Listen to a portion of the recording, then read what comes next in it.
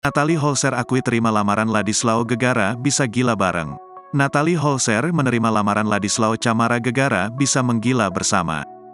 Diketahui Natalie Holzer menerima lamaran Ladislao Camara dan disebut akan segera menikah. Natalie Holzer pun punya alasannya sendiri menerima lamaran tersebut. Allah akhirnya jawab doa aku. Karena doa aku bilang semoga dapat jodoh yang sefrekuensi, gilanya bareng, ngelakuin hal-hal bareng gitu. Natalie Holzer ini pun mengaku kaget ketika Ladislao melamarnya di Bali saat tengah liburan bersama. Kaget karena niatnya cuma liburan.